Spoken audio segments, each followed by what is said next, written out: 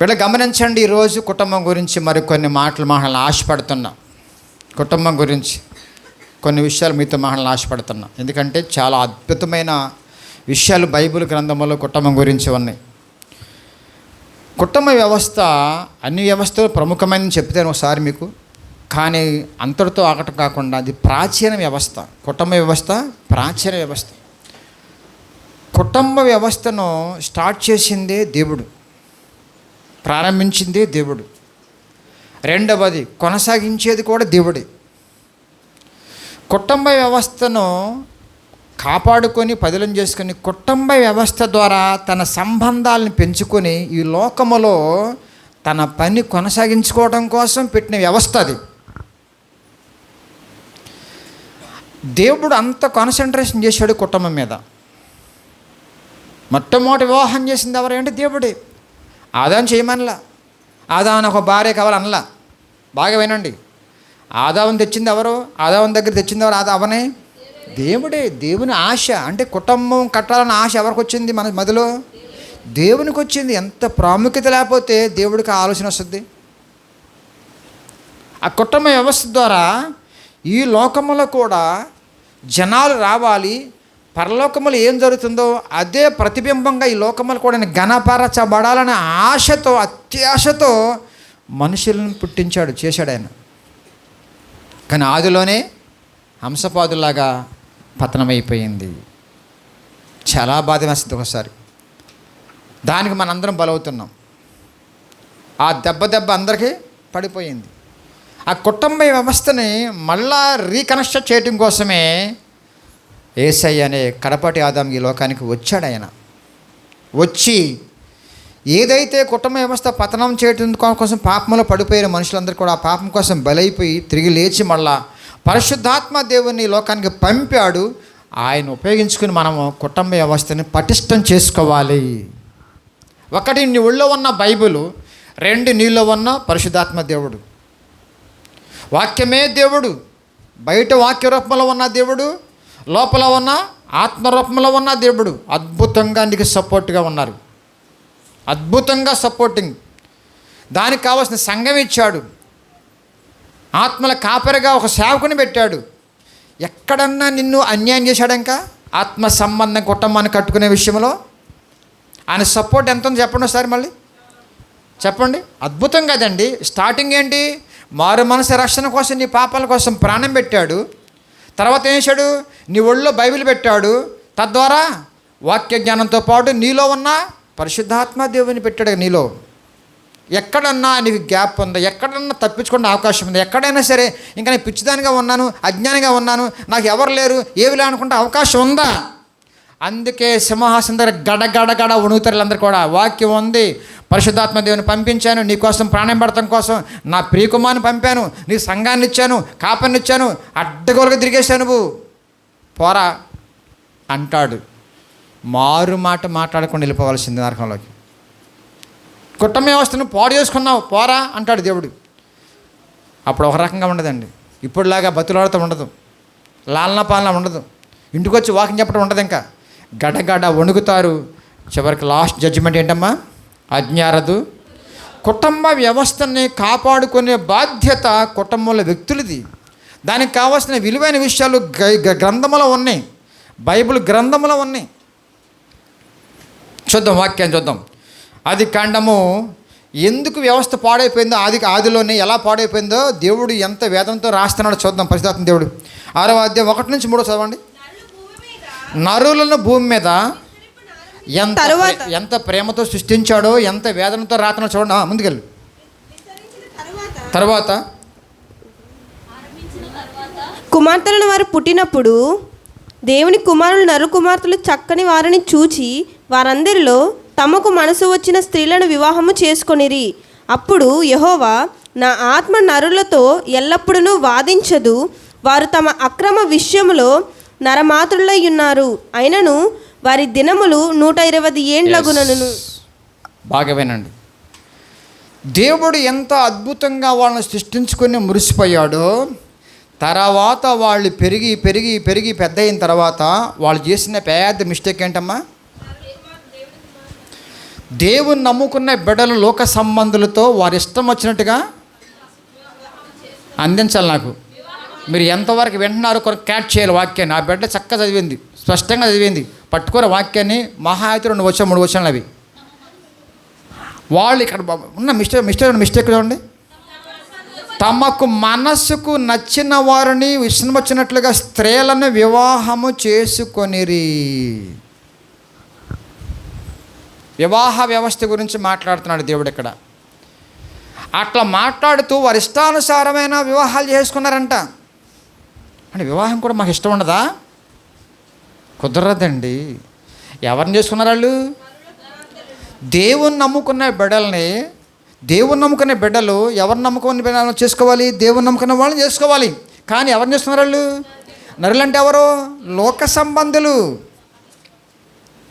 లోక సంబంధులు. దేవుడు అంటే పడని వాళ్ళు, దేవుడికి ఇష్టం కాని వాళ్ళు, దేవునికి దూరంగా ఉన్న వాళ్ళని అందంగా ఉన్నారని, ముద్దుగా ఉన్నారని, బొద్దుగా ఉన్నారని, బొగ్గలు బాగున్నాయని, నైస్గా ఉందనేసి, జడ బాగా ఉందని, హెయిర్ కటింగ్ బాగుందని,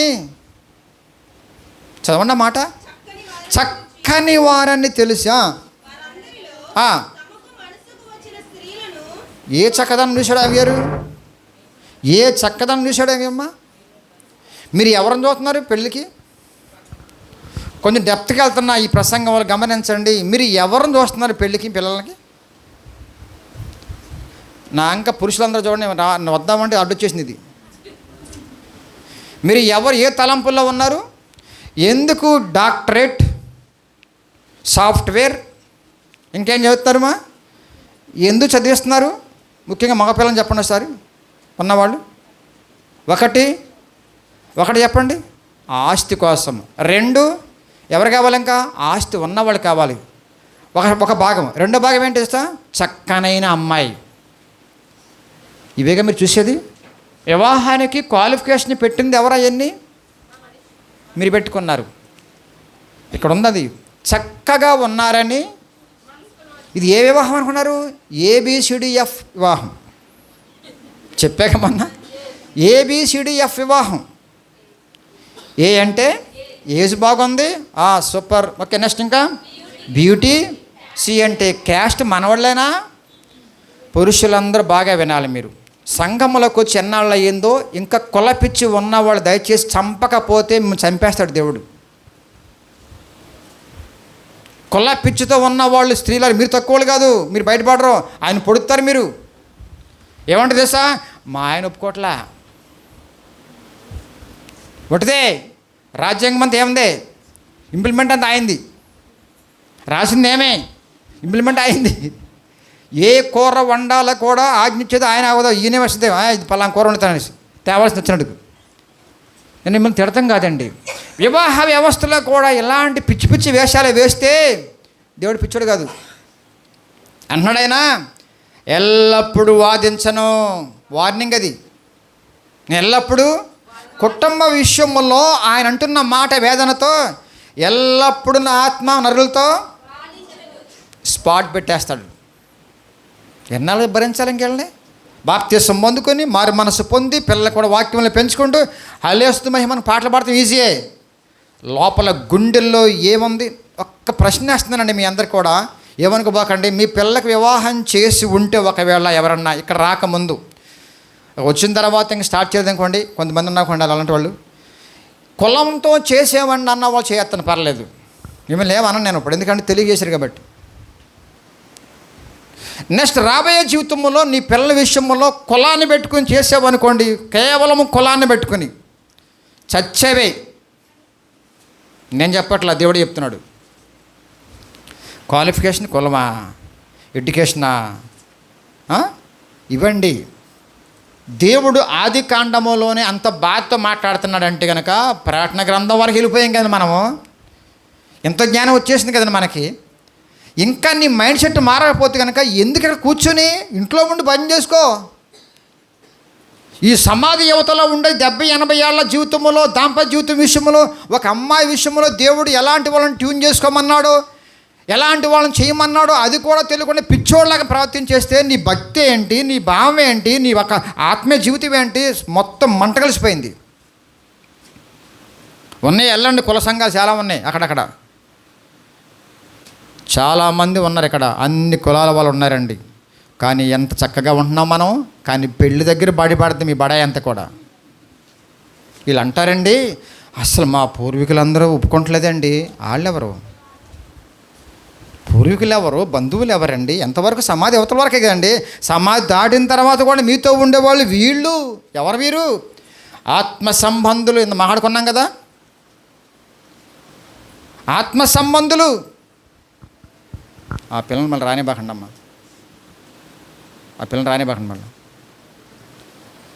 ఆత్మ సంబంధులు అంటే ఎక్కడో వీళ్ళు దేవుని ద్వారా పుట్టిన వాళ్ళు, దేవుని రాజ్య సంబంధులు. దేవుని రాజ్య సంబంధులతోనే కలవాలి కదండి. లోక సంబంధులతో బేరమాడుకుని మళ్ళీ బేరాలు. ఇంకోటి అండి డౌరీ. ఇక్కడ గేదెను కట్టేశా, బేరం ఆడుతున్నా, 1,00,000 ఒకటోసారి, 3 లక్షలు రెండోసారి. మీ పిల్లలు బేరమాడి పశువులు చేస్తున్నారు అంతే. ఏం జరుగుతుందండి ఇక్కడ? కళ్ళు మూసిపోయినట్టు పాస్టరు. ఆదిలోనే కుటుంబాలు ఫెయిల్ అవడానికి కారణం ఏంటన్నారు? వారి ఇష్టం వచ్చినట్టుగా వివాహాలు చేసుకుంటున్నారంట. అందుకు కాదు ఆయుష్ తగ్గింది. ఎందుకని వెంటనే కనెక్షన్ ఏంటి అక్కడ? 120 తగ్గించి పాడేసా, వీళ్ళు పతనం అయిపోతారు. ఇంకా వయసు తగ్గటానికి కారణం అది. ఎంత చెప్పేగా మాట. వయసు తగ్గపడి అక్రమమైన వివాహ వ్యవస్థ భయంకరంగా ఉందనేసి ఆయుష్ తగ్గించేశాడు దేవుడు. దానికి కారణం ఒకటి, కుటుంబ వ్యవస్థ పతనం అవటానికి.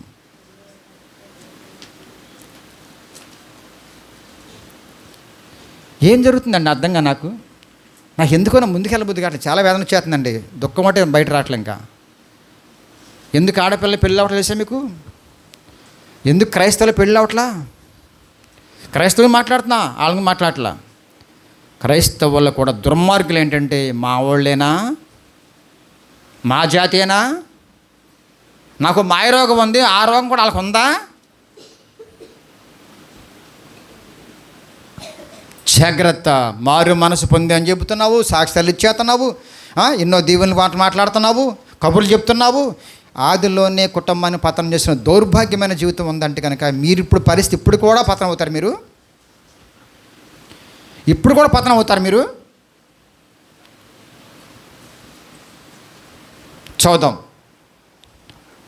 ఆదికాండంలో మళ్ళా 3వ వచనం. అదే, అప్పుడు యెహోవా నరులతో వారు తమ అక్రమ విషయములో నరమాతులై ఉన్నారు. అప్పుడు యెహోవా నుంచి పట్టుకున్నా అక్కడ. ఎప్పుడు? 2వ వచనం, 3వ వచనం. అప్పుడు యెహోవా. ఎప్పుడు? అక్రమ సంబంధాలతో ఉన్నప్పుడు యెహోవా ఏం చేశాడమ్మా? ఆయుష్ తగ్గించేశాడు. నేను వాదించను, ఇంకా వాదించను, ఇంకా మీతో వాదించను, మాట్లాడను. ఇంక నేను మీ ఇష్టం. 100 ఇచ్చా, తీసుకోండి, ఏమవుతాయి పైపండి, మహానాశనం. బాబోయ్ ఎంత బాధేసిందండి. ఈ వాక్యం నేను ధ్యానిస్తున్నప్పుడు రాత్రి ఎక్కువసేపు ప్రభుత్వం గడిపోయినాను. నేను ఎక్కువ మాట్లాడుతున్నప్పుడు ఈ వాక్యం తీసిన వెంటనే మళ్ళీ గూగుల్లోకి వెళ్ళిపోయి కొన్ని విషయాలు నేర్చుకొని దేవుని దయ వల్ల అవన్నీ కూడా తీసుకొని ఒకసారి అక్కడ పోగేస్తే ఇక్కడ వచ్చింది నా కన్నీరు. అప్పుడు యెహోవా. ఏం ప్రభా అప్పుడు అంటున్నావు? ఏంటి ప్రభా అంటే కనుక చూడండి ఇక్కడ పైన ఏం జరిగిందో దానికి రిలవెంట్గా ఏం మాట్లాడుతున్నా అంటే, అప్పుడు యెహోవా నరులతో మాట్లాడదక ఇంకెక్కడ వాదిస్తాం? చెప్పి మొదట్లోనే రాంగ్ వచ్చేసింది. నోవాహు దినాల్లో జరుగుతున్న పరిస్థితి ఏంటంటే గమనించండి. మతస్వతలు ఏమంటారు? అప్పుడు వాళ్ళు తినుచు త్రాగుచు పెండ్లి చేసుకొని, పెండ్లి తప్పు కదా అక్కడ, అక్రమ సంబంధాలు. మీరు కోరిన రీతిలో వివాహం చేసుకుంటున్నావు. అందుకే మీ యూత్ వాళ్ళు నాకు చేతిలో పడ్డారంటే కనుక అసలే మీరు డౌన్ అయిపోతారు. మీ పిల్ల కనుక నా పెంపకంలో పెరిగితే మీకంటే టాప్లో ఉంటారు. అక్కడ వస్తే గొడవలు రావాలండి, అది రావాల్సిందే. దేవుని నామమునకు స్తోత్రం.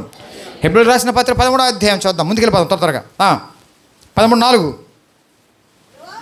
వివాహం అనే విషయంలో అక్కడ ఆగిపోతారండి పాంప్లెట్లు.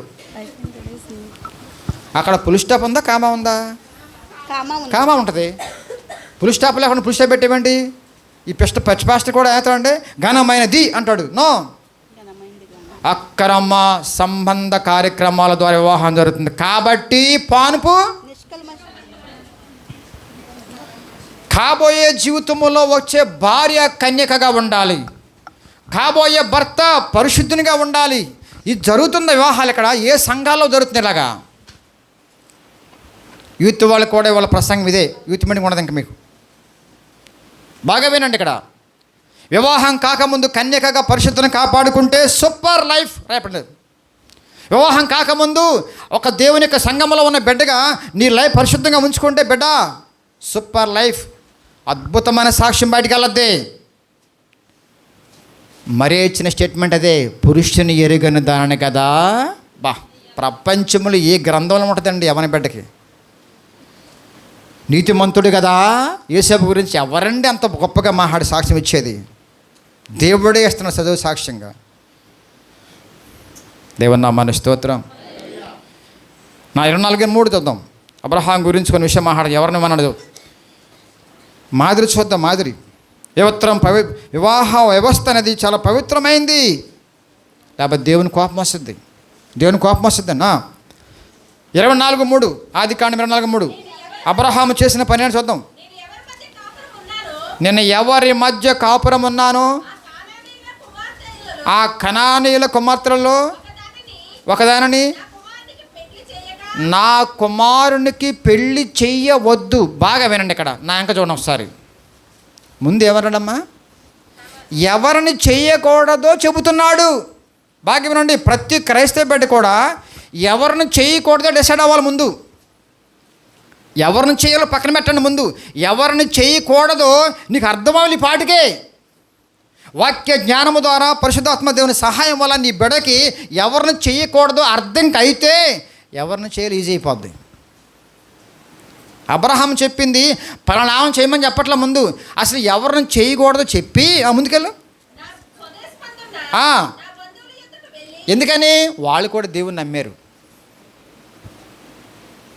ఎవరిని చేయాలో చెప్పేస్తున్నాడు. తర్వాత రెండవ పాయింట్గా వివాహము చేసుకునే విషయంలో గమనించండి. తప్పుడు తీర్మానాలు చేసుకుంటున్నారా క్రైస్తవులారా? ఒక ఆమె వచ్చి పెళ్ళి చేయమా మా పిల్లకి అంది. ఏంటి పెళ్ళి అంటే నేను మీ పాస్టర్ ఏమి ఎప్పుడు అంట? అమ్మ పాస్టర్ అప్పుడు వెళ్ళవండి సరిగ్గా, నేను పెళ్లి చేసే పాస్టర్ని కాదుగా అన్న. చాలామంది ఇప్పుడు కూడా మొన్న కూడా ఒకరు వచ్చారు, నా పెళ్లి చేయండి పెళ్లి చేసే పాస్టర్ని కాదురా బిడ్డ, మీరేంట్రా మీరు మారుమాస్ కోసం రండిరా అంటే కనుక తర్వాత చూద్దాంలేని అంటాడు. చేయరన్నా ఏంటంటే కనుక లవ్వులు. ఎవడు చెప్పాడు రా పెళ్ళికి ముందు లవ్ అని ఎవడు చెప్పాడు రా? పెళ్ళి ఎంత లవ్ కదా, అది కొవ్వు అంటారు కదా. అట్రాక్షన్స్. నిద్రపోయాడా పాస్టరు? ఒక ఆమె నా మీద అలిగిందండి. వేరే సంఘం మనకు తెలియదులేండి. వాళ్ళు మీద బంధువుల ద్వారా వచ్చే పరిచయం అయితే పెళ్లి చేయరా? అదేంటమ్మంటే కనుక పెళ్లి చేయాలి పాస్టర్ కానీ మీరు పెళ్ళికి బాగుంటారంటండి, మీ వాక్యం ఓహో పెళ్లి ప్రసంగం చేసేవాడు అంటారా? ఓకే బాగానే ఉంటుంది వాక్యం, కానీ బ్రతికి ఎలా ఉంది? సిస్టమ్ బాగోలేదుగా. నా లైసెన్స్ 2 ఉన్నాయి, ఫారిన్ లైసెన్స్ కూడా ఉంది, పెళ్లి చేయగలను. ఫారిన్లో ఉన్న ఇండియన్స్ కూడా పెళ్లి చేయొచ్చు, ఇంటర్నేషనల్ లైసెన్స్ ఉంది నాకు. అర్థమవుతుంది మీకు? చేస్తా, కానీ నా బిడ్డలు చేసుకుంటా, నా సంఘ బిడ్డలు చేసుకుంటా. పెళ్ళిళ్ళు పేరాయని కాదు, పెళ్ళి పాస్టర్ని కాదు. అబ్రహాం ఫిట్గా ఉన్నాడు. ఎవరిని చేయకూడదు చెప్పేశాడు వాళ్ళకి. ఏంటండి అద్భుతమైన మాట అండి ఇది. ఎవరిని తీర్మానాలు చేసుకునే విషయంలో నీ బిడ్డల విషయంలో ఇలాంటి మొదటి నుంచి తీసుకుంటేనండి దేవుడు దిగొస్తాడండి. ఇప్పుడే నీ మనసులో ఆళ్ళు వీళ్ళు ఎడ్యుకేషన్ ABCD నీ పెట్టే ముందు ఇస్తావు ఇవ్వా అప్లికేషన్ పెట్టా. ప్రభు అంటాడు సిఏది వండర్ఫుల్ సి కాండక్ట్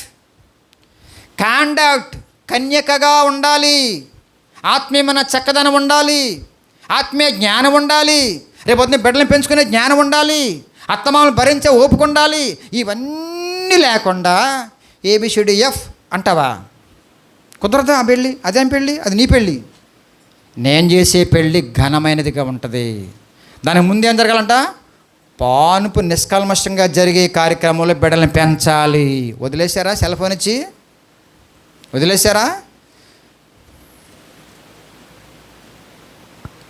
ఒక ఆమె అంటుంది, మా పిల్ల ఎక్కడ తల దించుకుంటుంది అక్కడ తల దించుకోవటం వాడు చూసావు, తలంపులు నువ్వు చూసావా? తల దించుకోవటమే చూసావు నువ్వు. మరీ ఓవర్ అండి. ఒక పిల్ల ఎలాగే ఉంటుందండి, అంత ఓవర్ చేస్తున్నావు అండి. ఏంటని తీరా చూస్తే మొత్తం అక్కడికి వెళ్ళిపోయిన ట్యూషన్కి వెళ్ళిన తర్వాత ఒకటితో మాట్లాడుతుంది. నేను కొంచెం ఫాలోఅప్ చేస్తా అంటాను, ఎందుకంటే కొంచెం కౌన్సిలింగ్ ఇద్దామని. ఎందుకంటే సత్రంపాడులో ఒక్కసారి నేను టచ్ అయిపోతే ఆ అమ్మాయిని కన్నా పట్టుకోపోతే చచ్చిపోయేది అమ్మాయి అప్పటికప్పుడే. ఫోన్లో ఎక్స్ప్రెషన్ అర్థమవుతుంది నాకు. సత్రంపాడు హై స్కూల్లో మా మీటింగు వస్తున్నాను, ఆ పిల్ల పక్క నుండి గరగర మాట్లాడుతుంది. చిన్న పెద్ద పెద్ద వయసు, ఇంటర్మీడియట్ ఉంటుంది స్టేజ్. ఇది మొత్తం జరుగుతుంది అనేసి నేనేమో కొంచెం ఆపి బండి కొన్ని మాటలు పడుతుంది. నాకు ఏడుతూ మొదలు పెడుతుంది. అరే ఏంటి అనేసి దగ్గరికి వెళ్ళిపోయి, ఏంట్రా ఏమనుకో బాగున్నానా, నేను మేస్తానులేమ్మా ఏమనుకో బంటి కనుక ఏడుతుంది, మాట్లాడలా. చెప్పరా పర్లేదంటే కనుక వాడు అన్నాడంట, నువ్వు కనుక పలానా పరిస్థితి చేయకపోతే కనుక నేను చచ్చిపోతా అన్నా అంట. బ్లాక్మెయిల్, చచ్చిపోతాన్నా అంట. అప్పుడు పావు గంట బండి మీద నుంచుని ఆ పిల్ల అటు నుంచుంటే బాగోదు కాబట్టి ఉద్దేశంతో మళ్ళీ అమ్మని బండి స్టాండ్ వేసి నిలబడి, అమ్మ ఇదనేసి పావు గంట క్లాస్ తీసుకున్న తర్వాత నువ్వు తొందరగా మీ ఇంటికి వెళ్ళిపో, నా ఫోన్ నెంబర్ తీసుకో, నా ఫోన్ చేయి, మీ అమ్మలంతా మాట్లాడతాం అవసరమైతే, నువ్వేం భయపడవు అసలు, ఆడు చావడో నిన్ను కూడా టచ్ చేయడు చాలా అనేసి ధైర్యం చెప్పి పంపించిన తర్వాత ఆ బిడ్డ మళ్ళీ నా ఫోన్ నెంబర్ ఫోన్ చేసి, ఏమండి మాస్టర్ దగ్గర రండి, నేను చాలా బాగున్నాను అంది. చొరబడిపోతా నేను. కుటుంబ వ్యవస్థ బాగపోతే తట్టుకోలేను నేను, బిడ్డలు బాగపోతే తట్టుకోలేను నేను. ఎందుకంటే ఎవరో ఒక టచ్ అయిపోతే ఆ పిల్ల ఏమైపోద్ది? మీకు తెలుసు కదా, వరకు అమ్మాయి వచ్చేది అక్కడికి, లక్ష్మీ వాళ్ళ బంధువులండి, తెలుసు కదా, చెప్పని పేరు చెప్పనులే. ఆ పిల్ల కూడా అంతే, ఒకరిని ప్రేమించని చెప్పేసిన తర్వాత మన సంఘం కదా, అప్పుడు వెంటనే ఎవరు చెప్పారని మన సంఘర్షలు చెప్పారంట, పాస్టర్ కౌన్సిలింగ్ బాగిస్తారంటే వెంటనే వాళ్ళపై వెళ్ళిపోయి ఆ ఇళ్ళపాటికల్లా రెడీ అయిపోయింది, చచ్చిపోతాను అనుకున్నా అంతే. అమ్మ నువ్వు చచ్చిపో పర్లేదు, నేనేం ఆపరేషన్ లేదు, కానీ 2 రోజులు టైం అన్నా, 2 రోజులు టైం అన్నా. 2 రోజులు కంటిన్యూగా వెళ్ళే ఆమె రంపించలా. నేను వెళ్ళిన తర్వాత వాళ్ళ ఫ్రెండ్స్ని కూర్చోబెట్టా, అమ్మాయిలని ఇద్దరిని పక్కన కూర్చోబెట్టేసి కౌన్సిలింగ్ ఇచ్చిన తర్వాత ఆ పిల్ల ఒకటే అంది, పాస్టర్ గారండి మీ సంఘం ఎక్కడ అంది. పంట హెచ్చా రావటం మొదలైంది, ఇక్కడే బాప్తీసం పొందుకుంది, చక్కగా హ్యాపీగా బతికేస్తుంది. ఇప్పుడు దేవుని కనపరుచుకుందాం. బ్రతుకులు మార్చేవాడు నా దేవుడు, నేను కాదు. సరైన కౌన్సిలింగ్ ఇచ్చే దేవుడు నా దేవుడు, నేను కాదు. అన్న దేవుడు వాడుకుంటున్నాడు అంతే. దేవునికి మహిమ.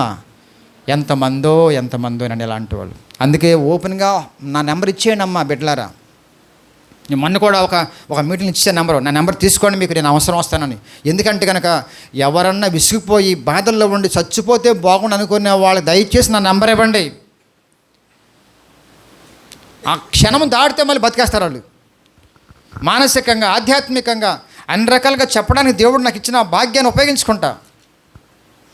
వదలొద్దు వాళ్ళని, వదలకూడదు. ఎందుకంటే వాళ్ళు చనిపోతే ఏం సాధిస్తారు? బతికి బయట పడేస్తే దేవుని నమ్ముకుంటే పర్లోకం వెళ్ళిపోతారు. ఎప్పుడు పోయినా పర్లప్పుడు. దేవుని నామమున స్తోత్రం. కాబట్టి అబ్రహాము తీసుకున్న మంచి తీర్మానం తీసుకుంటారా? పురుషులారా, మీ పిల్ల విషయములు ఇప్పుడు నుంచే కులం అంతా కూడా బాగా లోపల పాతుపోయి ఉంది నరనరానికి. దేవుడి కులం ఏంటమ్మా? దేవుడి బిడ్డల కులం ఏంటమ్మా? ఒకే తండ్రి, ఒకే ఆత్మ, ఒకే బాప్తీసం, ఒకే విశ్వాసం, ఒకే సంఘం, ఒకే పరలోక రాజ్యం. ఎక్కడ డిఫరెంట్ లేదే. నీ కులానికి ఒక స్థలము, ఆ కులానికి ఒక స్థలము, ఆ కులం వాళ్ళకి బ్లడ్ ఉంటుంది, ఈ కులం వాళ్ళకి బ్లడ్ ఉంటుంది, ఆ కులం వాళ్ళకి ముఖ్యం ఎట్లా ఉంటుంది, ఆ కులం వాళ్ళకి కన్ను ఎక్కడ ఉంటుంది. లేదు, ఎవడ పెట్టాడు ఇవన్నీ? మా ఊళ్ళో నుండి ఇదంతా ఆనవాయితీ అండి. ఇంకా ఎక్కడున్నావు? మా వాళ్ళు అంటేవేంటి, మీ వాళ్ళు అంటేవేంటి? ఇస్సాకు ఆయన చేసిన పని చూద్దాం ఒకసారి పెళ్లి విషయంలో. 28:1 అమ్మా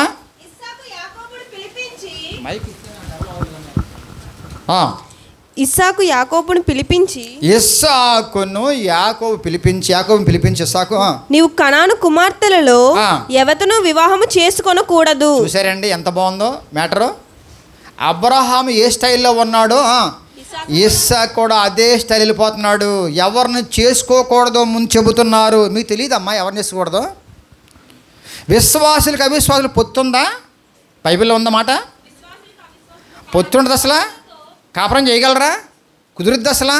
డబ్బుకు ప్రాముఖ్యత ఇచ్చి, అందానికి ప్రాముఖ్యత ఇచ్చి, వడ్డీకేసిన ప్రాముఖ్యత ఇచ్చి, మొత్తం చెత్త అంతా మీద వేసుకొని ఆత్మీయత మాత్రం ఎక్కడో పెడతావా చిన్నగా పాయింట్ చదవరా. ఉండకుడి. జోడుగా ఉండగలరా? నీతికి దుర్నీతితో ఏమి సాంగత్యము? వెలుగునకు చీకటితో ఏమి పొత్తు? క్రీస్తునకు బెలియలతో ఏమి సంబంధము? అవిశ్వాసితో విశ్వాసకి పాలెక్కడిది? దేవుని ఆలయమునకు విగ్రహములతో ఏమి పొందిక?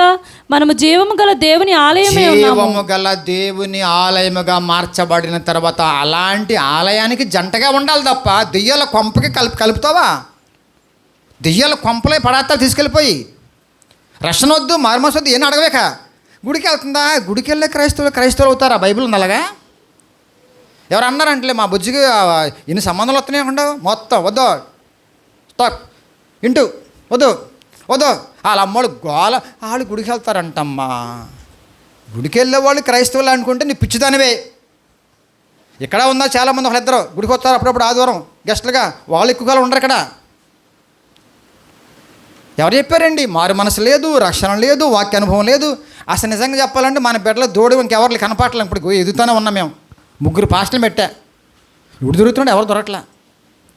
వాళ్ళకి ఎవరిని చేయాలి? మగపిల్లలు ఆడిపోయి ట్రైనింగ్ అయ్యారండి, ఎవరిని చేయాలి వాళ్ళకి? వీళ్ళు మీరు మాటలు మీకు తెలిస్తే మ్యాటర్ మీకు లోపల ఏరు ఉంటుందిగా, కట్నం ఉందా అవి ఉందా అంటారు. అదేగా మీకు దరిద్రం బుద్ధులు. ఎవరిని చేయాలి వాళ్ళని?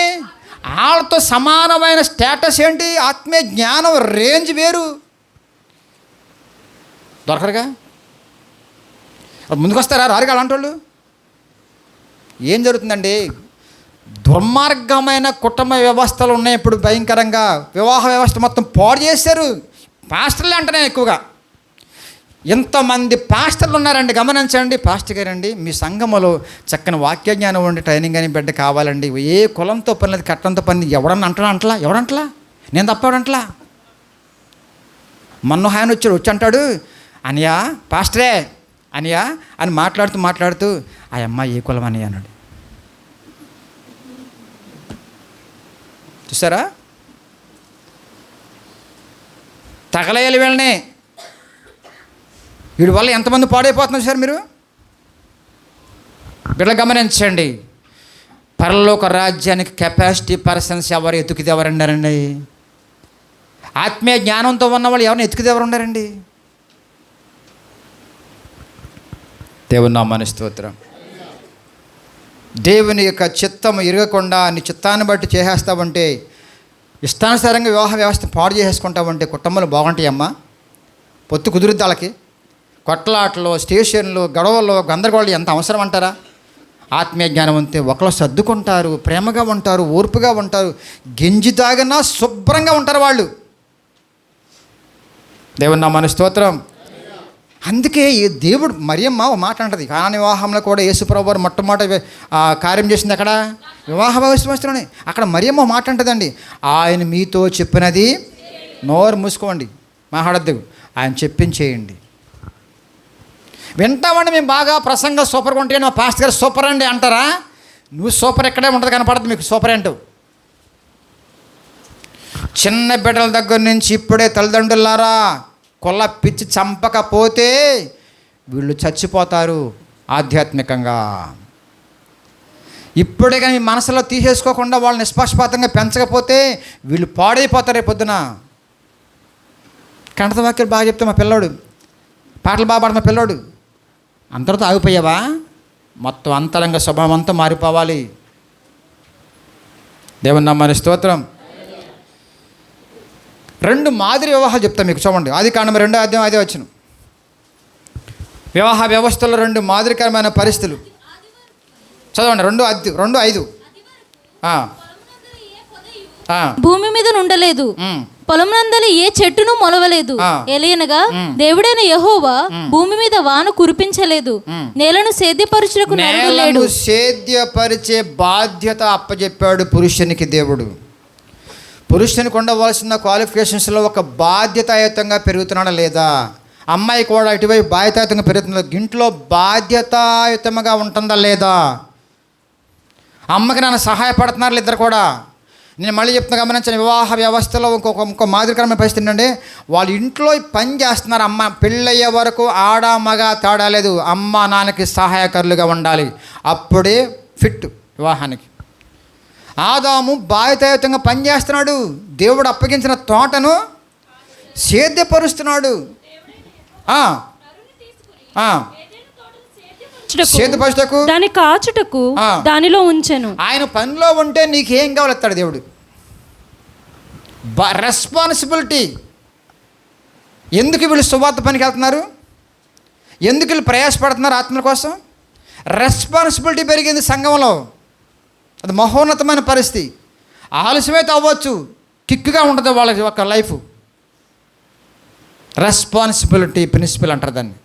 రెండవ చూడండి, అదే 2వ అధ్యాయంలో 21 వచనం.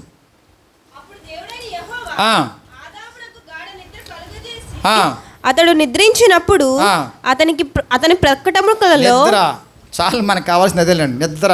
యవ్వనొస్తే నిద్రపోతున్నారా? నా ఇంకా చూడండి, అందరు కూడా మీరు నిద్రపోరు, వాళ్ళు నిద్రపోరు. మీకు ఏమైనా టీవీ కావాలి, అమ్మాయిలు కావాలి, అబ్బాయిలు కావాలి, చాటింగ్లు, డేటింగ్లు. నిద్రపోతున్నారా? టీనేజ్లో భారతదేశంలో యొక్క రీసెర్చ్ ప్రకారము టీనేజ్ వయసులో యూత్ వాళ్ళందరూ కూడా 85% మంది నిద్ర లేమిలో చాలామంది రోగాలు పాలవుతున్నారంట. టీనేజ్ వాళ్ళకి నిద్ర పట్టదు. ఏంటంటే అమ్మాయిలకి అమ్మేస్తారు, అమ్మాయిలకి అమ్మేస్తా ఉంటుంది. ఎందుకంటే పడక మీద కుదిరి ఉంటుంది వాళ్ళకి. ఎందుకు నేను ఇంత ఓపెన్ మాట్లాడుతున్నానంటే రహస్యంగా ఇది జాగ్రత్తగా గమనించుకోండి తల్లిదండ్రుల వాళ్ళని. ఆరోగ్యం పాడైపోద్ది. Sleeping principal.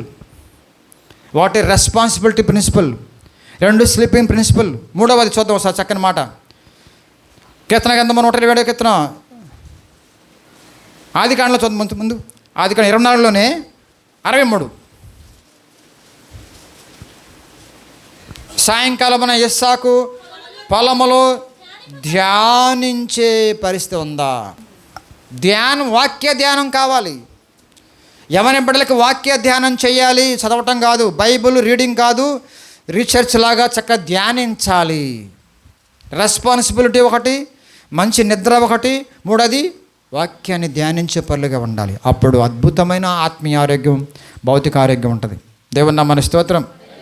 అందుకే తన ప్రియులు నిద్రించుండగా దేవుడు పెట్టిన వాడేనండి. అందుకే కూడా నిద్ర చాలా సులువైందండి. యవన బిడ్డలకి నిజంగా టీనేజ్లో 8 గంటలు పడుకోవాలి. టీనేజ్ యూత్ వాళ్ళు 8 గంటలు పడుకోవాలి. గమనించండి, ఆయా వయసుల వారిగా ఎన్ని గంటలు నిద్రపోవాలో ఒకసారి మీరు చెప్పినట్టు జ్ఞాపకం నాకు. కాబట్టి వర్కింగ్ ప్రిన్సిపల్, 2వది స్లీపింగ్ ప్రిన్సిపల్, 3వది మెడిటేటింగ్. ధ్యానించాలి. ఈ 3 ఉన్నవాళ్ళు యవనస్తులు అద్భుతమైన జీవితం. సెల్ ఫోన్ ఇచ్చేసిన తర్వాత నిద్ర పడద్దానికి కాడికి నిద్ర పడుతుందండి? నిద్ర అనేస్తున్నారా? ఆరోగ్యం ఉంటుందా? పెద్దోళ్ళకి ఇవ్వంట్లా, చిన్నలకి ఇవ్వంట్లా, మొత్తం అంతా ఓపెన్ చేస్తే మొత్తం కంపే సెల్ ఫోన్ అంతా కూడా. ఏం జరుగుతుందంటే కనుక లేనిపోయిన అట్రాక్షన్స్ లోకంలో జరుగుతుంది. తిరిగి చెప్తున్నా, ఇంకా మన సంఘంలో అలాంటి బిడ్డలకి సెల్ ఫోన్ ఇచ్చేసి ఆడుకోమని చెప్పేవంటే కనుక ఆట కదా అది. సాతానుగాడు వాడుతూ ఆడతాడు ఆట, మింగేస్తాడు. తర్వాత నీకు అందరూ ఇంకా రోమిలకు రాసిన పత్రిక 12వ అధ్యాయం 2వ వచనం చదువుతాం ఒకసారి. దేవుడు ఇచ్చేది చాలా ది బెస్ట్గా ఉంటుంది చూడండి. అనుకూలమును సంపూర్ణమై ఉన్న దేవుని చిత్తమేదో అండర్లైన్ చేసుకోండి. ఉత్తమమును అనుకూలమును సంపూర్ణమై ఉన్న దేవుని చిత్తమేదో పరీక్షించి తెలుసుకొనున్నట్లు. ఉత్తమము తెలిసింది నీకు అర్థమైందా? The best, good, better, best. నువ్వు గుడ్, బెటర్ ఇవ్వగలవు, బెస్ట్ ఇవ్వలేవు. మంచి సంబంధం అండి మా అబ్బాయికి, ఓకే గుడ్డే, చాలా మంచి సంబంధం అండి, బెటర్ అవ్వచ్చు, కానీ ది బెస్ట్ దేవుడే ఇవ్వాలి. మానసికంగా కొంచెం మంచిగా సంసారం ఏదో రకంగా వెళ్ళిపోద్దండి. పిల్లగా అంటారు, ఒక బెటర్ ఎలా బిగస్ వెళ్ళిపోతూ ఉంటారు. ఒక్కోసారి శాతాన్ని దాడి చేసి తట్టుకోలేరు వాళ్ళు. కానీ ది బెస్ట్ దేవుడు ఇవ్వాలండి, దింపుతాడు రంగంలోకి. దేవుని నామమునకు స్తోత్రం. కాబట్టి తల్లిదండ్రులారా, ఈ సూత్రాన్ని పాటించండి. ఉత్తమమైనది ఏదో తెలుసుకోండి. మరియా ఉత్తమమైన దాన్ని కోరుకుందంట, దేవుని పాదాల దగ్గర గడిపింది. మార్త విశాలంగా ఏం చేసింది? విస్తారమైన పనులు పడిపోయింది. ఎవరిని ప్రేమించాడు దేవుడు? ఎవరిని మెచ్చుకున్నాడు? వాక్యం విన్న మరియమ్మని మెచ్చుకున్నాడు. కాబట్టి మీ బిడ్డలను వాక్యములో పడేయండి, వాక్య జ్ఞానంలో పెంచండి. రా, బైబిల్ స్టడీ చేసావా? అమ్మా చదువుకున్నా, బైబిల్ చదువుకున్నావా, ప్రార్థన చేసుకున్నావా? 2 పూట్ల పిల్లవాడు ఒక అరగంట గడపకపోతే అయిపోయింది జీవితం. సెల్ ఫోన్ దగ్గర ఏమో గంటల ఉన్నా నువ్వు మాట్లాడవు. తల్లిదండ్రులారా, బైబిల్ తీయకుండా ఉంటే ఇలా కామ్గా ఉంటున్నారు. మీ అర్థం కావట్లేదు నాకు. వదిలేశారు ఆ సెల్ ఫోన్కి యంత్రంలాగా. దేవుని నామానికి స్తోత్రం. ఒక వాచ్మెన్లు అయిపోయారు. వీళ్ళకి వాచ్మెన్ అవసరం లేదండి. ఇంటికాడ కాకపోతే లోపల ఉండి సెల్ ఫోన్ చూస్తున్నారు అంతే, వీళ్ళిద్దరు పట్టకుండా. ఆడపిల్లలు తక్కువ వాళ్ళు తక్కువ మగపిల్లలు మాట్లాడుతుంటా. ఆడపిల్ల కూడా అంతే కదా. చెప్పాగా, తల వంచుకుంటుందండి మా అమ్మాయి. ఏం జరుగుతుంది బయట, ట్యూషన్కి వెళ్ళిపోయి వస్తున్నారు, టయానికి వస్తున్నారు, ఏంటంటే కనుక అడుగుతావా నన్ను అని వేసుకుంటుంది, ఫ్యాన్ వేసుకుంటుంది. అంటావా నన్ను, బావులు దూకేస్తుంది. ఇగోలు ఎక్కువ. అమ్మ ఒక దెబ్బేయకూడదు, ఒక హెచ్చరించకూడదు. ఏం జరుగుతుంది, కుటుంబం వస్తే మొత్తం పతనం అట కారు నువ్వు కాదు. చిన్నప్పటి నుంచి పెంచకుండా ఇప్పటికిప్పుడే బెత్తం పట్టుకుంటావు, కుదరదు, వయసు అయిపోయింది. చూడండి ఆడపిల్ల గురించి. ఆదికాండం 24:16 చక్కని మాట ఉంటుంది చూడండి, పాజిటివ్ మైండ్. 24:16 ఆ చిన్నది మిక్కిలి చక్కనిది. రెండోది కన్యక. మూడోది రెస్పాన్సిబిలిటీ. బావిలోకి దిగి నీళ్లు తోడుతుంది, రెస్పాన్సిబిలిటీ. ఒకటి పర్సనాలిటీ కాపాడుకుంటుంది, ప్యూరిటీ. మూడోది రెస్పాన్సిబిలిటీ. ఏం పిల్లండి ఆ పిల్ల. చక్కనిది అంటే అర్థం ఏంటి, పర్సనల్గా ఒక మంచి సాక్ష్యం గల బిడ్డ. రెండోది ప్యూరిటీ, కన్యక. వివాహం కాకముందు కన్యకలుగా రావాలి. కాబోయే భర్త ఒక కన్యకలాగా ఉండాలి. కాబోయే భార్యకు పరిశుద్ధునిగా వెళ్ళాలి. సూపర్ లైఫ్ అండి అది. ఎక్కడండి భయపడిపోతున్నారు కదండి అందరు కూడా. ఏం భయపడుతున్నారు, 16 రాగానే పెళ్ళి. ఎందుకని భయపడి చచ్చిపోతున్నారు వీళ్ళు. ఆడపిల్ల కాదండి, పక్కోళ్ళు మంచోళ్ళు కాదండి, పక్కోడు మంచోడు కాదు, ఈ పక్కోళ్ళు మంచోళ్ళు కాదు, ఆ పక్కోళ్ళు మంచి పైనోడు. ఆ కనెక్ట్ చేయాలి నువ్వు. ఆ కనెక్ట్ చేస్తే బాధలు ఉంటాయా? మొదటి నుంచి కూడా ఆయనతో సంబంధం మనల్ని పెంచుకుంటా వాక్యాన్ని పెంచుకుంటూ వెళ్ళండి. అరే వాడికి చెప్పుద్ది ప్రసంగం, ఈడు చెప్పుద్ది ప్రసంగం, ఆమెకు చెప్పుతాడు ప్రసంగం. నీ బిడ్డ టక్ చేసుకుని అది కిక్ అంటే భయపడి చేస్తావు ఎందుకు? పిల్ల జీవితం పాడు చేస్తావు చిన్నప్పుడే. మొన్నేనండి, ఈ మధ్యనేనండి, చెప్పకూడదు కానీ బాల్యవివాహాలు చేయబోయారు, అడ్డం వెళ్ళిపోయాం మేమే. చిన్నపిల్ల 12 ఏళ్ళు 13 ఏళ్ళే. అదేమన్నా జరగకూడదు జరిగిపోయింది. ఏం జరిగిందమ్మా? అట్రాక్షన్స్ ఏముండవు, స్టాప్. పిల్ల జీవితం పాడైపోద్ది. దేవుడు లేని జీవితాలు ఇలాగే ఉంటాయి. ఆ బిడ్డ ఎవరా? మీ బిడ్డ ఎవరు? రెబ్కా. చక్కనిది, పర్సనాలిటీ డెవలప్మెంట్ చేసుకోవడం కోసం దేవుని పట్టుకుంది. ఆమె ప్యూర్గా ఉంది, కన్యక అంట, ఏ పురుషుని ఎరగదు. నెక్స్ట్ ఇంకోటి రెస్పాన్సిబిలిటీ. పని చేస్తుంది ఇంట్లో, రెస్పాన్సిబిలిటీ ఇస్తున్నారా? అందుకే ఎవరి బిడ్డలను పని చేపిస్తాం ఇక్కడ. ఎందుకని ట్రైనింగ్ అది. మీ మాట విన్నారు ఇంట్లో, చక్కగా పని చేస్తున్నారు. ఇప్పుడు వింటున్నారులేండి, టీనేజ్లు విన్నారు వాళ్ళు. ఎంత గారాయం పెంచారో మీరు. దిగంగానే బెడ్ కాపీ ఇచ్చే మా అమ్మాయికి అంటుందో, హామా చంపేసావు అమ్మాయిని, ఇంకేం బతుకుద్ది. ఇంకా వంటలు రావు, ఒక ఉడుతూ రాదు. రండి, ట్రైనింగ్ బాగుంటుంది. మా పాస్టర్ గారు బాగా నేర్పుతారు. ఈయన కూడా అస్సలు పని నేర్పాలంటే ఆమె. మళ్ళీ నాకు చూపిస్తుంది ఒకసారి పాస్టర్. ఎవరిదో మరి అమ్మాయి, పలానా పేరు. అయ్యయ్యో, పని రాలా, నేర్పలా, సగం ఎంగిలి ఉంటుంది దానికి. ఏం నేర్పుతున్నారు మీ పిల్లలకి? అమ్మ బాగా సీరియస్గా ఆలోచించండి. టైం అయిపోయింది అనుకుంటున్నారా? పర్లా, మాంసం అక్కడ ఉంటాయిలే, తిందరు కానీ కంగారపడ. కొంచెం జాగ్రత్తగా వినండి మాటలని. కుటుంబ వ్యవస్థ క్రైస్తవ జీవితంలో ఉన్న వారు కూడా పతనం అవుతుందంటే కనుక నువ్వు ఎక్కడున్నావు, నీ భక్తి పాటిది. పెళ్ళికి ముందు అఫైర్స్ సీక్రెటా? మేకప్ చేస్తున్నారా మీ అమ్మ నాన్న? ఆట సిగ్గేస్తుందా? మీకు ఏమన్నా భయం అవుతుందా? ఓపెన్ చేయండి, సెల్ ఫోన్ ఓపెన్ చేయండి, మొత్తం తేవడండి ఒకసారి. తప్పేం కాదే. పాస్వర్డ్ చెప్పరాళ్ళు చూడండి. ఏం జరుగుద్దమ్మా? కంపు కొడుతుంది సెల్ ఫోను చెత్తతో. సెల్ ఫోన్ ఇవ్వటమే కాకుండా మళ్ళీ భయం. మీకు ఏమైపోద్దో భయం. పిల్ల ఏమవుద్ది? ఇక్కడ పడేయండి, అద్భుతంగా దేవుడు పెంచుతాడు. దేవుని నామమున స్తోత్రం. ఆమె పరిశుద్ధతను కాపాడుకుంది ఆ పాప. గమనించండి, ఈరోజు మీ అమ్మాయిలు మీ అబ్బాయిల విషయంలో ఎలాగ మీరు నడిపిస్తున్నారు, వివాహానికి ఎలా సిద్ధపరుస్తున్నారు మీరు? అసలు మీ ఇద్దరు ఎలా ఉంటున్నారు భార్యాభర్తలుగా? ఇది లేకపోతే పిల్లలు ఏమైపోతారు. కాబట్టి గమనించండి, ది బెస్ట్ ఇవ్వాలంటే ఒకటి వ్యక్తిత్వాన్ని కాపాడుకోవాలి, 2 పరిశుద్ధతను కాపాడుకోవాలి, 3 రెస్పాన్సిబిలిటీగా ఉండాలి. ఎవరిని బిడ్డలారా జాగ్రత్త. పరిశుద్ధతను కాపాడుకుంటే కనుక రేపొద్దున సవాల్ చేయొచ్చు బిడ్డలకి, నేను పురుషుని ఎరుగను, నీకు మంచి భార్యగా వచ్చాను, నా దేవుడు పంపాడు నీ దగ్గరికి. నేను స్త్రీ ఎరుగాను, నీతిమంతుడిగా వచ్చాను నీ దగ్గరికి. సూపర్. బిడ్డలకు కూడా మంచి సాక్ష్యం అది. దేవుని నామమున స్తోత్రం. బావి దగ్గరికి వచ్చి నీళ్ళ కోసం వెళ్ళింది, కానీ ఇప్పుడు పిల్లలు ఎలా వెళ్తున్నారు? ఎక్కడికి వెళ్తున్నారు? వీళ్ళు ట్యూషన్ కోసం వెళ్ళి ఎడిపోతున్నారు, కాలేజ్ ఎగ్గొట్టి ఎడిపోతున్నారు. లోకంలో జరుగుతున్న తీరు చెప్తున్నాం మీ అందరు కూడా. మీ పిల్లల్ని గమనించకపోతే ప్రమాదం. వెంటనే ఫోన్ వస్తుంది మా పిల్లలకి. పొరపాటున చెప్పకుండా వెళ్ళారనుకోండి, అనుకోకుండా అర్జెంటుగా వెంటనే ఫోన్ వెళ్ళిపోద్ది. ఏమండి ఫోన్ చేశారా పిల్లలు రాలేదని. ఎందుకని? వాళ్ళు శ్రద్ధ హోటల్కి వెళ్తారనుకోండి, అది వేరే విషయం. వెంటనే ఎంక్వైరీ, ఎక్కడికి వెళ్ళావు, అనుమానిస్తున్నావా అంటారు వాళ్ళు. అబ్బా భలే నైస్ మాట అది. ఒక్క దెబ్బతో నరికేస్తాను నన్ను. అనుమానం కదా రే బిడ్డ, జాగ్రత్త. చెప్పండి వాళ్ళకి అర్థం కాదు.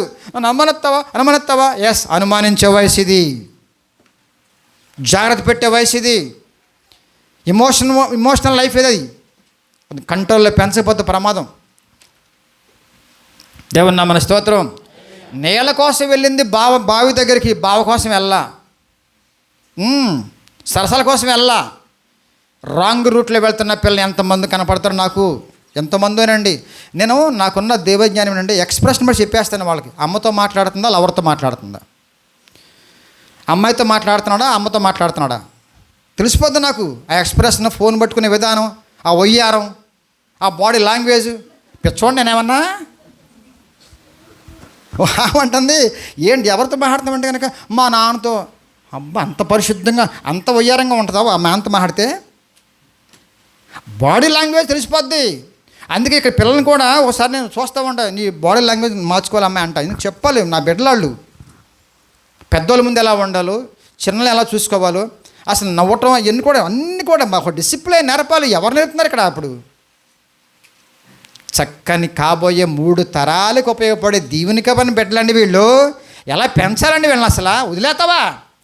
ఎడ్యుకేషన్ అండి, ఉద్యోగం అండి, సాఫ్ట్వేర్ అండి, 2 లక్షలు అండి, 3 లక్షలు అండి. ఓహో బాగానే ఉంది. మరి ఇది పరిస్థితి అండి. కన్యకగా ఉందా? పరిశుద్ధంగా ఉన్నాడా?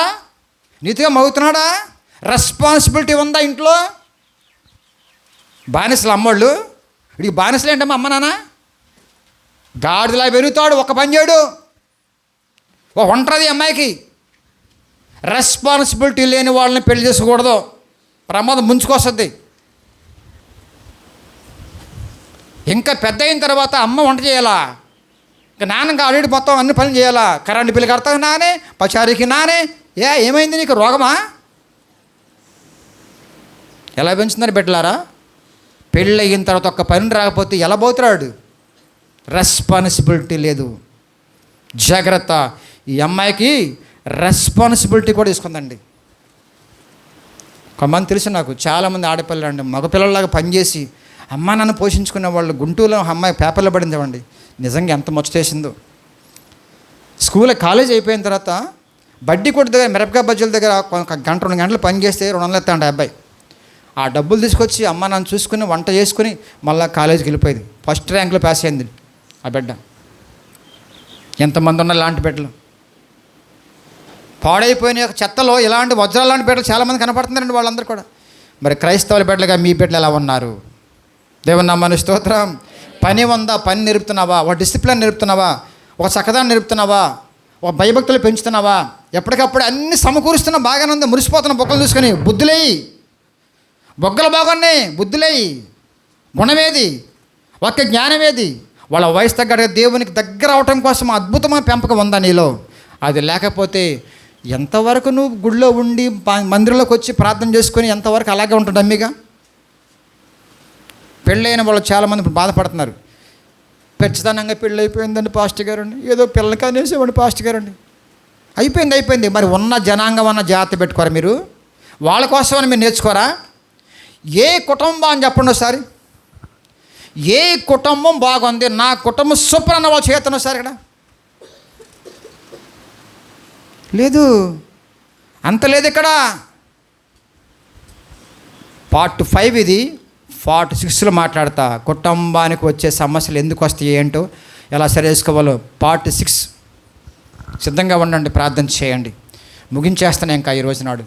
కాబట్టి ఒక బిడ్డకి, ఒక పురుషునికి కానీ, ఒక బాయ్కి కానీ, ఒక గాలికి కానీ, ఎవరి బిడ్డలందరూ కూడా ఏముండాలమ్మా? ఒకటి, ఆడపిల్ల అయితే కన్యకగా, మగవాడైతే నీతిమంతుడిగా ఉండాలి. నెక్స్ట్ రెండోది అమ్మా, నెక్స్ట్ పరిశుద్ధత కాపాడుకోవాలి, రెస్పాన్సిబిలిటీ ఉండాలి. ఖచ్చితంగా ఈ 3 ఉన్నప్పుడు క్వాలిఫై.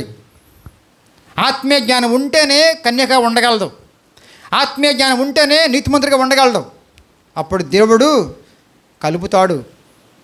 ఖచ్చితంగా దేవుడి కార్యం. దేవుని చిత్తంలో నీ బిడ్డలకు వివాహం వ్యవస్థ చేస్తే అది ఘనమైనది. ఎందుకని? పానుపు నిష్కల్మషంగా ఉంది కాబట్టి ఘనమైనది. దాన్ని ముందు పెడతాం బాగోదు కాబట్టి సెకండ్లు పెట్టాడు ఆయన.